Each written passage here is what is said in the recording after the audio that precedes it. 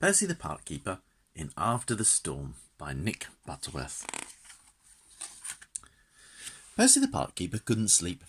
Outside his hut a great storm was raging with thunder and lightning and pouring rain.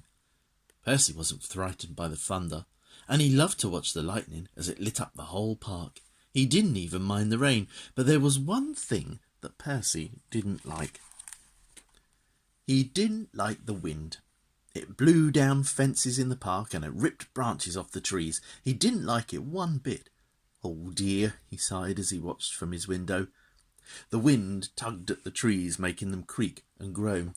Looks like I'm going to be busy tomorrow. He pulled his pillow over his head and he tried to get to sleep. Percy was up early in the morning. The wind had stopped and the sky was clear. Percy loaded up his wheelbarrow with all the things he would need to make repairs and clear up after the storm, and then he set off to inspect the damage. He felt happy as he took deep breaths of fresh, clean air. Perhaps the damage wouldn't be too bad. But he was wrong. Something dreadful had happened. A great big oak tree that had stood by itself on top of the little hill had been blown over by the storm. The giant tree had been one of Percy's favourites, and now it looked very sad lying on its side with its mass of tangly roots sticking up in the air. But it wasn't just one of Percy's favourite trees. Some of Percy's animal friends lived there. Now their homes were wrecked. Percy hurried up to the tree. The animals were gathered by the tree looking cross and unhappy. When they saw Percy, everyone started talking at once. Percy sat down with his friends and he listened as they told how the storm had brought down the great tree. "And now we have nowhere to live," said the badger. "Some of us lived in the tree, and some of us lived under it, but we're all homeless now." Some of the rabbits looked close to tears, and the fox was very sniffy. Percy passed him his handkerchief, and the fox blew his nose.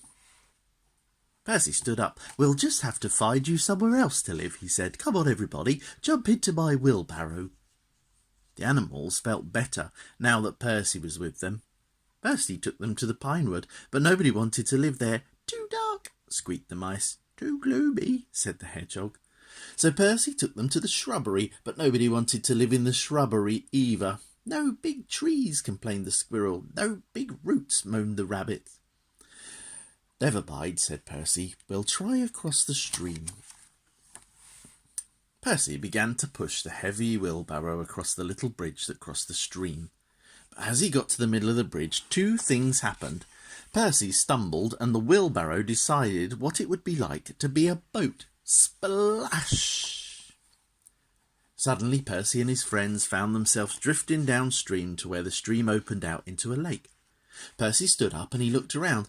"We'll have to paddle back to shore," he said. But then something caught his eye. "No, wait," said Percy. "Let's paddle across to the other side of the lake. I have an idea." The animals looked puzzled. What was Percy up to? Slowly they paddled the wheelbarrow across the lake. "Here we are," said Percy. The squirrels jumped to shore and tied up the wheelbarrow to the roots of the enormous hollow tree that grew by the water's edge. "Now this is my plan," said Percy. Everyone gathered around as Percy explained his idea. "Is everybody clear?" Everyone nodded. "Then let's get to work." They began by unloading all Percy's tools and the planks of wood from the wheelbarrow. Then Percy explained exactly what he wanted each one to do.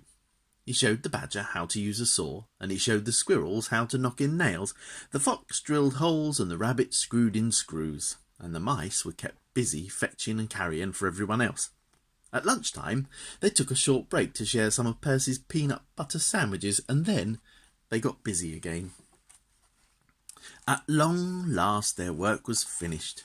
A very tired Percy stood back to admire their handiwork. And now the squirrels had a brand new home, and so did the mice.